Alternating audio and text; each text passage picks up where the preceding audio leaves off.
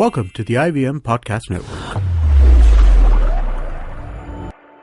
The podcast is an IVM production, and if you enjoy listening to our show, you should definitely check out Simplified. Hosted by Chuck, Narayan and Shriketh, Simplified takes big complex issues and simplifies it to help you appear smarter at parties. You're listening to the Podcast, presented by the Daily Pal. This is Pranati. And Amit. And we're from the dailypow.com, a Bombay-specific food and culture website, and this is our weekly podcast, The Podcast. Now, this episode is an installment of The Scene, in which we talk about culture in the city, and we have a guest with us. He's Balraj Singh Ghai, and he's the founder of The Habitat, formerly known as The Tuning Fork, and it's a studio and a performance venue. So stay tuned for The Scene. Long, long ago, not in Bethlehem, but in a place nearby, there was a wonderful birth of a huge show, which I like to call Cyrus Says. A show that encapsulates everything in human history, from the first Homo sapien to the last Homo sapien, who's traversed the entire world and then come back to India. This is a show which tells you everything about everything. If you want to know, avoid Google, come to us. It's called Cyrus Says. Get new episodes every Monday on the IVM Podcast app or wherever you get your podcasts on. You get one banana water free with every podcast. Right. I'll just check that.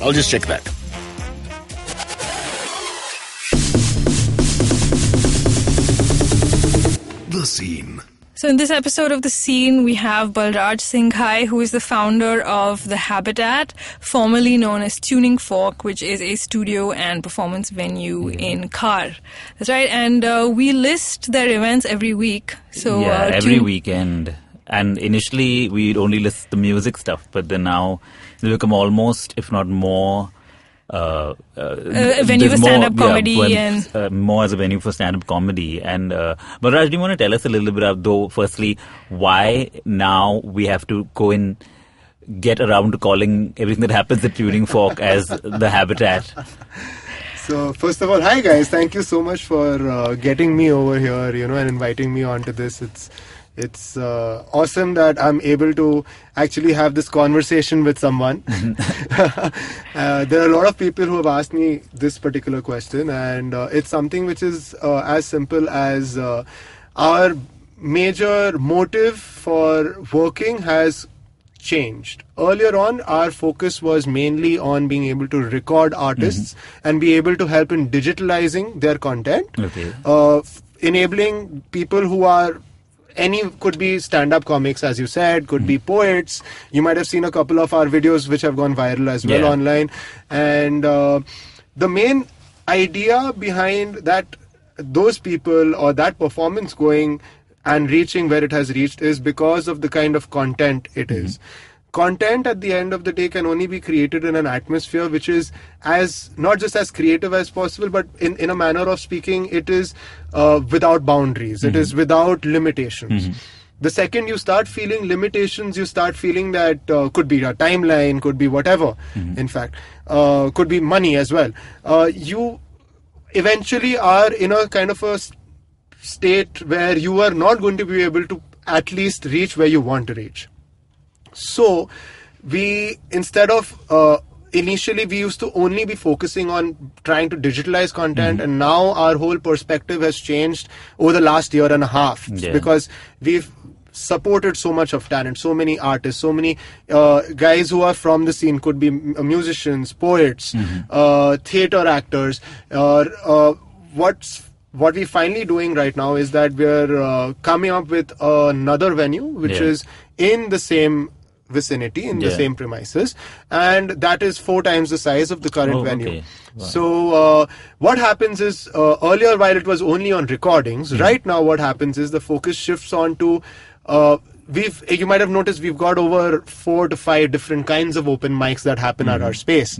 So if I look at all the open mics across the genres, we are looking at it from the angle that a person enters this space, is able to create what they need to create, is able to experiment with 50 to 55 people, and finally is able to keep on experimenting, doing reruns till they've sort of got their set ready, and be able to, from taking from what we used to do earlier, is able to cut out small videos or briefs which can actually put online to promote themselves and ultimately do a full-fledged event for about 150 people in the larger venue. Okay. So it basically completes the entire cycle of creativity growing from scratch to finish. So like earlier they'd do their experimental trial shows at Tuning Fork and then maybe go to Canvas Laugh Club. Now you're basically telling them you go and graduate and do it in our space itself. So actually the thing is that it's not just true for stand-up comedy. Yeah. It's true for most spaces, because if you look at it this way, 55-seater is ideal. It's like a classroom, Yeah. So it's ideal for experimenting, for learning, for creating something and experimenting it on people. Yeah. Like if you see our Monday open mics, if you come on an open mic, typically you will see the best of their genre and the worst in the same night, and that is true universally. There are some open mic nights where it's skewed towards the better. There are some open mic nights which are skewed towards the latter half. But if you simply look at it across the genres, most of the guys who are coming in, even on weekends, for example, we have a lot of stand-up comedy acts that happen on the weekends, and they do their sets. But there are also acts which happen over weekends, which are usually reserved for specials, right? For sets. Wherein there are seasoned stand-up comics who are coming down and are trying out completely new material. New stuff. Like Abhishek Upmanyu does lazy writing. Karnesh Talwar does loose jokes. Zakir Khan has done unfinished business. Varun Grover has tried out new material. So the thing is that while most of these artists are trying out new material, we ourselves are telling the audience, we are informing them in advance that, they are trying out new material, and so be kind. So it's not just about being kind. It's more about not bringing them with the expectation that this is a complete set. So then all of these performers actually go back and use the reference videos that if they ask us for a reference video, we set up a camera. We've got our own camera systems as well. So we set up a camera for them, and they go back to review that footage. So it eventually helps them in deciding which is the bit that actually worked or not.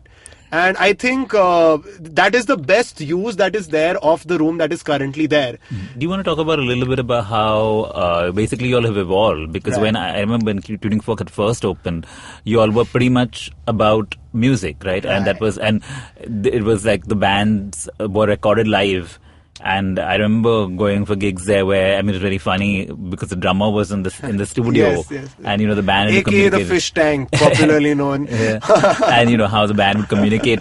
The rest of the band was on stage and, so basically that's, and you'll have sort of evolved, not only just become a comedy venue, but also, like you said, for performance poetry, and now with film screenings. Film screenings, and also filmmakers having these indie filmmaker meetups and things like that. Right. So how did that happen? Okay, we realized that the concept of the space is more based around collaboration, such that we wanted musicians to come here, do their live set. We give them their videos and the audios. If they want, we give them their multi-tracks as well, so they can mix and master it without much cost. And that was like their payment, right? Okay, that was, exactly. So that, because the thing is that the economics of the space are such that, for 40 to 45 people, especially when you are depending on F&B for your revenue as a model, then it really doesn't leave any space to actually give back what would be considered as value for anyone who's performing.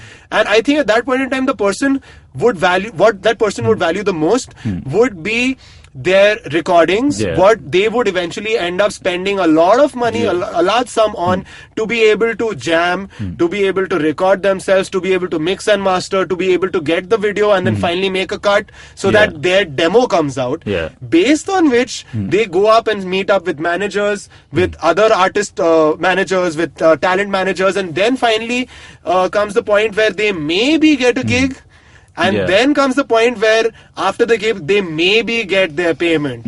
So we were like, let's come out with a way in which we make the performers free of this entire headache, this entire burden, and try and make it a manner in which it is collaborative for everyone. Everyone gets the product they need, and at the end of the day, the easiest way to say it would be a barter. Right. But I would consider it more from the perspective that we want to help someone actually reach their goal. And unfortunately, money just does not make the cut in this field. And so initially, when we started off, the first 5 events that we used to do was cutting back to how we started. Was we started off with doing Wednesdays, Fridays, Saturdays as bands. We did Mondays for poetry open mic. That was my friend Tejas, in fact, who introduced me to the whole scene of poetry, because he was participating in a poetry slam at Cafe Goa back in 2011. Oh, okay. Tejas, what? Because there are many Tejas in the scene. There are. So he goes by the alias TJ. So that's helpful. So, it's quite amazing how many poetry open mics there are now in the city, and I'm always amazed when we're listing them, because it's kind of hard to imagine that there's such an audience for open mic poetry, and which wasn't there even last year. So exactly. In fact, when we started off, TJ helped us. At that time, there was only Prithvi. So that is the first Monday of every month, yeah, right? Exactly. And what TJ did was that he helped us, basically, he helped spread the word. The first Monday, we had 7 people come in. The second Monday had 14. The third Monday had 25. At the end of the first month itself, we were about at 20-25 plus. 4 months in, we are at 38 open micers. Right. Okay, and so that means the audience was 12. Okay. No, the audience is the performer. So whenever it was really funny, because whenever an audience would come in, everyone would actually praise the audience. Whenever someone would go up on stage, they'd be like, "I'm really happy that there's an audience of 4 over here, or there's an audience of 2 who've come to watch and listen." And more than half, which would be that one person or 2 people from the audience would say, we just came to eat. And that's also when you realize that there is actually an audience for open mic. Of course, poetry. because after that we had 155 people in a space that's 600 square feet. So how did you fit them? So there was a line which went down from first floor to ground floor of about 40 people, and it was a constantly moving crowd. Okay. The people coming in and going out. That's historic for poetry. For poetry, and I think that's what the funniest part was, the overall response that came in from the stand-up comedians online, because I think it just left them more appreciative about poetry as a genre. That the reach is so much, you can't even compare it to what stand-up comedians can do today. I mean, imagine a girl from nowhere with that particular piece has reached over 25 million people. This is Aranya's. This is Aranya's Brown Girl's Guide to Gender. That one. Speaking of the stand-up comedians, so when did you start doing stand-up comedy? I mean, Great question. So, poetry happened at that point in time. Stand-up comedy we started because, Manik Mana, he's a stand-up comic. He helped start off Summer House Cafes, open mics in Delhi. He approached me one fine day in April. I mean, just when he was starting Delhi, off. But, right? He's in Delhi. Yeah. So at that time last year, he was down in Bombay. Okay. He was doing a brief stint over here. Okay. He had come down and he was working on a couple of projects over here, and he just approached me, and I was sitting at the cafe, and one fine afternoon he said that, "Hi, I'm Manik Mana, and I do stand-up comedy, and would you be interested in doing open mics?" And I said, "Thank God there's someone who's approached me, because I've been trying to find someone who will help us out on filling out a day." Because at that point in time itself, when we started off with doing 4 music events in a week, we understood that we can't only have music. We have to, so that's where poetry came in. And also we were like, okay, let's bring an angle for stand-up comedy as well, because it's a very nice space to be able to experiment. And he said that when you take seasoned comics, and each seasoned comic is doing about 3 to 5 minutes, it's really great for them to be able to develop their material. And that's what I've observed over the last year and a half, that a lot of stand-up comics whose videos have come online in their specials, they've done their bits every Thursday, so to speak, over here. That same bit, and you can see it evolve over time. Right. So Manik, he's a great host, you know, and he really helped us set the room up as far as stand-up comedy is concerned. In July, August, that's when things started changing because the monsoon, we were hit by the first monsoon, Ganpati. It's like everything hit us together, you know. Okay, we understood what Shraddh means. We understood, you know, what it means to the hospitality industry and how people refrain from getting out. Because what we had in our head was that it's an event. We are getting the right people, is the right curation, but is that enough to get a person to you? And we realized that it's not. That is where things started going a little downwards. We started seeing that a dip in sale. We started being like, okay, now, you know, now's the time where we need to hold on to our reins and be able to guide this properly. Otherwise, this entire dream might be far more short-lived. In September, October is where Abhishek Upmanyu, basically last year in August, in fact, that's where Manik handed the venue over to Abhishek Upmanyu, and he took on the curation from there. And Abhishek's really been helpful as far as the entire space is concerned, because we've actually used this space to experiment more like our own personal playgrounds to see what actually works and does not work. And now you have more comedy than music, right? Yeah, So more comedy than music. So in December, what happened was that we started doing this wherein Friday, Saturday, so Thursdays were there. Friday, Saturday, Sunday, we started stand-up comedy weekend specials, wherein there is one headliner who is the crowd puller, and the other two would be basically a little junior level, or maybe all three are crowd pullers. It just depends on how it's curated and who's available. And December was still picking up. January was also picking up. February is like in December and January, we still had to cancel out a couple of weekends. We still canceled out a couple of nights in a weekend, like on a Friday night or a Sunday night. We cancelled out because there were just 1 or 2 or 5 tickets sold, you know. And in February onwards was when actually things kicked off. Like, we had a great month in February wherein there was Aditi Mittal, Kanan Gill, Biswa Kalyan Rath. I mean, back to back, the weekends were packed. Yeah. And March again, similar response. April again was a similar response. And it's what's happened over time is in April we decided that since there are so many people who are inquiring with us as far as being able to go up on the open mic on Thursdays is concerned, we decided that we should start something called as Totally Open Mic. That's thanks to Abhishek Upmanyu who came up with that name. Like, we'll do Totally Open Mic, which means that anyone can come and do stand-up comedy. And we decided that if you want to perform, you have to bring a friend along. Okay. So what happens ideally on a Tuesday is that there are about 20 performers and there are 20 of their friends and more people who come in as friends, etc. to cheer. So in this way, creates a good balance between audience and performers. Otherwise, if everyone's a performer over there, then everyone's just observing you and you really don't know whether if you're going to get a laugh or not. And that's quite clever also. But so tell me, has it been more profitable than music? So the thing is, what comedy has done is, comedy has helped us in being able to get the traction, as I said earlier, get the people. And what we decided was that the best way around it would be to be able to create as much of inflow of people as possible so that it spills over to other events. Because unfortunately, we did not manage to crack the entire method of promotion for music is concerned, you know, despite all the things that we had lined up that, you know, we can do music videos, we can do promos, we can do this. So what ended up happening was that it created a massive void in actually being able to sustain the systems is concerned, because it's just that we would be putting in energy, time, everything possible, and then you would just not be able to see the result for the main thing that you started off for.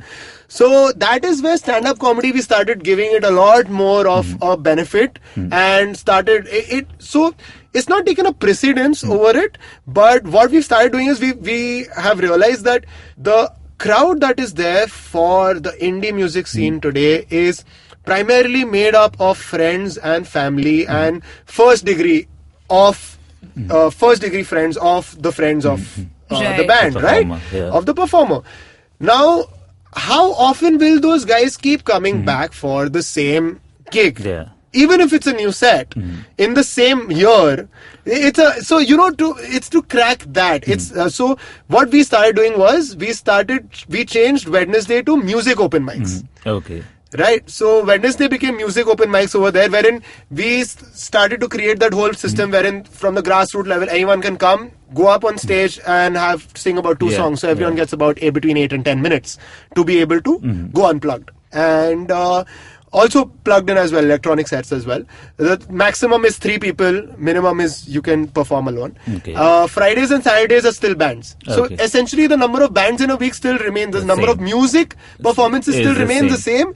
But what happens is that you manage to streamline it and make it more organic. That people who are performing really well on a Wednesday, you call them in for gigs on Fridays and ask them to open for known bands. Yeah. So that everyone gets the viewers that is needed. Yeah. Right. With the comedians, do you have a different method of paying them, of compensating them?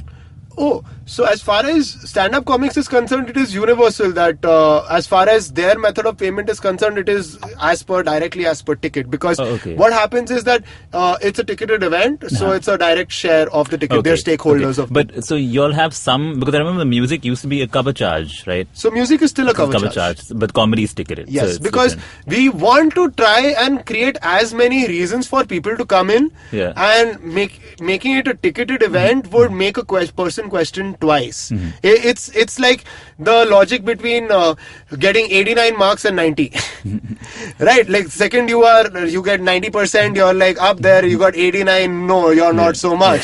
So similarly with full cover, person's like, okay, I'm not spending anything that I'm not getting back. I'm spending on myself. I'm spending on myself. I'm going to have a good time. And initially it used to be at 500 rupees full cover, and now we made it as 300 rupees full cover. And finally, when is the new space opening? So towards the end of this month is when we are looking at it. The first event will be up in August for sure. Okay. And we've already listed one event which is for September, which is on the 12th of September, which is Abhishek Upmanyu's Lazy Writing. Okay. Wow. Super. Well, so I think we've got to know everything we need to know about the Habitat FKA tuning for. And so that's it for this episode of The Scene, and we'll be back next week. For more on what's happening in the city, read thedailypow.com. Also subscribe to our newsletter on the website. Follow us on Facebook, Twitter, and Instagram. We're The Daily Pow. You can find new episodes of the podcast every Monday on the IVM Podcast app or any other podcasting app that you prefer, and on thedailypow.com.